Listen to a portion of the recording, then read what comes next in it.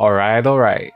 Guys, I just finished watching Echo, Marvel's new Disney Plus streaming series. It's also on Hulu because it's like a TVMA, very violent show. Actually, it's not really violent. I mean, it has some violent parts, but it's not that violent. But yeah, here are just some of my quick thoughts about the show. So here is my review. So like I'm sure many of you are wondering, why of all the characters in Marvel, why does Echo need her own TV series? Like, is the character even that interesting? And I know when her character was introduced in Hawkeye, I really don't think that they did that good of a job introducing her. And she was very different from the comics character. Like in particular, her powers are completely different. And so, I know some people might also be saying, like Hawkeye doesn't have superpowers and he has his own show. And like Black Widow doesn't have superpowers but she has her own movie. But the thing is, Black Widow is like this super assassin with like fancy gadgets. So I don't think she's just like a regular human. And Hawkeye has practically superhuman accuracy. So I can totally see why they will be considered superheroes and have their own shows. However, when it comes to Echo, from what we saw in Hawkeye, she doesn't really have any superpowers. Like, she's just a very good martial artist. But I'm happy to say that this show actually addresses that issue, if you even consider it an issue. Because in this show, I'm not gonna spoil too much, but she actually does get superpowers. So yeah, for all of you wondering why is there a Marvel superhero show without a superhero in the leading role, she is a superhero in this show. But I will also say, if you are expecting her to be like her comic counterpart, you might be disappointed because her powers in this show are very, very different from her comics counterpart. But yeah, I actually really quite like the Echo character. I didn't like her that much in Hawkeye, but after watching the show, I like her a lot more.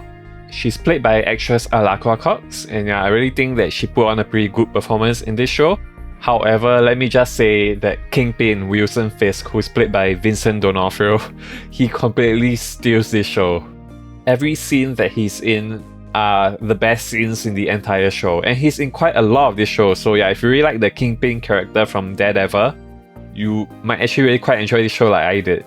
And speaking of Daredevil, if you are a huge Daredevil fan and you're watching this show for Daredevil, minor spoilers, but I think you might be quite disappointed because Daredevil only appears for like the first part of the first episode and he never appears again after that. So yeah, for all you people who are watching this just for Daredevil, bear in mind he's only in like a couple of minutes at the start of the first episode.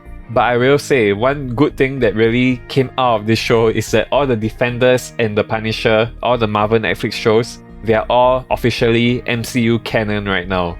Yes, that even includes Iron Fist. He's canon now. Okay, now let's talk about what I didn't like so much about this show. So, this show is supposed to be a TVMA show. Like, they even put it on Hulu because they were saying that this is so violent, it can't just be on Disney Plus because Disney Plus is like a very kid-friendly channel. So they decided to put it on both Hulu and Disney Plus. But yeah, it really wasn't that violent, to be honest. Like the Daredevil shows were way more violent than this. And I will also say, this show suffers from something that plagues a lot of the Marvel Disney Plus shows. In that, I really feel that for some weird reason, they can't get the endings right of these shows. So this series, Echo, has 5 episodes. I actually thought the first 4 episodes did a really good build up to the 5th episode. But yeah, when the 5th episode comes and you see the final battle, if you can even call it a battle, yeah, it was super anticlimactic. So yeah, if you are someone who likes watching big superhero battles, this will really disappoint you. But one thing I liked about the ending was after the show ended, there was a mid-credit scene. So make sure you stay till the first half of the credits ends. After that section, there's a mid-credit scene, which makes me very excited for the future, particularly Daredevil. So I'm not gonna spoil anything, but I believe the mid-credit scene sets up what's gonna happen in the new Daredevil series. So yeah, really looking forward to that, because Daredevil is easily one of my most favorite MCU characters. Especially now that he's canon, like his Netflix version of Daredevil is now canon. Yeah, he's easily one of my favorite superheroes in the MCU canon right now. And I really love Elektra, so Elodie Yung. Yeah, she was awesome in that. Yeah, I hope they bring Elektra back as well. And so now let me give my final score for this show. I am giving it a 6 out of 10. So I really love how they brought the whole Native American culture into this show. Like from episode 1 all the way until episode 5, it's really infused throughout the show. However, why I'm not giving this show a higher score is because I think this was really marketed as like a hardcore action show, but it really isn't, to be honest. Like, there's a lot more drama than action. So if you don't really care about drama and you really were just intending to watch like this dark, hardcore, bloody action show, this is not it. Like, if you're expecting this to be Daredevil season 4, this is definitely not Daredevil season 4. But yeah, if you like let's say Hawkeye, then I think you will quite like this series. But unfortunately, we don't have Haley Steinfeld here.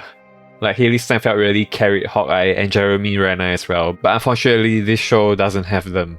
And that's why I thought about the new Echo series. I don't think it's as bad as some people are saying, and I also don't think it's as good as some people are saying. Yeah, it's kind of a middling show.